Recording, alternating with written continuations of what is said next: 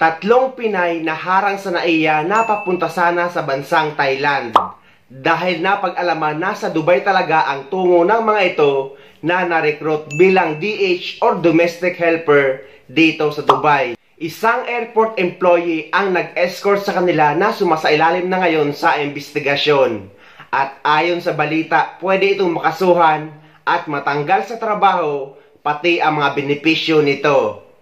Nailigtas ang mga biktima ng human trafficking sa mismong immigration area sa NAIA bago pa makaalis ng bansa. Ang tumulong umano para makapasok sa airport, empleyado ng paliparan na may high-level access pass. Nakatutok si Salima Refran. Nagduda ang immigration sa sali-saliwang sagot ng mga pasahero na nagpakilalang magkaibigang turista na papuntang Thailand. Kalaunan, umamin silang hindi talaga magkakilala at na-recruit bilang mga household help sa Dubai. Itinuro rin nila ang tumulong daw sa kanilang makapasok sa airport na nakuhanan pa sa CCTV.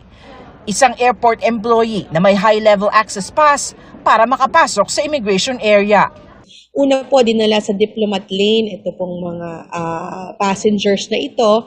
When they were accosted by our immigration supervisor, pumila po sila doon sa regular counter. The escort remained doon sa area, pinipilit po na manatili doon sa area at i-monitor kung ano po yung status ng dalawang passengers na kanya pong ina-assist.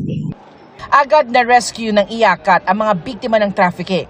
Ang airport employee, pinagahanap na at subject na rin ng investigasyon ng MIA. Controlled area na po yun, restricted area na po yun, no? Yung mula immigration. Very limited po ang binibigyan ng access on that particular area. Hindi po namin ito tolerate. At sino man ma-involve po dito na employee ng MIA mayroong sapat na kaparasan kung sila'y mapapatunayan. Pwede po sila matanggal ng trabaho dito sa MIA at mawalan ng mga benepisyong dapat may bigay sa kanila. And it's also being coordinated with the airport authorities para malaman po kung sino siya, anong ginagawa niya doon, official ba ang kanyang pagpunta doon sa immigration area, at maimbestigahan po kung may kailangan pong patungan ng sanksyon. Inuutos na rin ng Department of Justice na imbestigahan ng NBI ang insidente. Uso pa pala ang ganitong kalakaran na escort service sa loob ng NAIA, lalo na papunta dito sa Dubai. Samantalang napakadali na mag-apply ngayon ng DH papunta dito sa United Arab Emirates.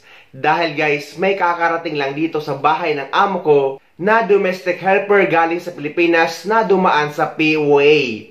Walang naging problema dahil nga isa siyang documented OFW.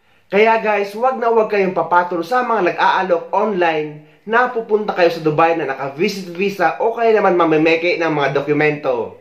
Dahil baka kasama pa kayo sa makakasuhan at pwedeng makulong.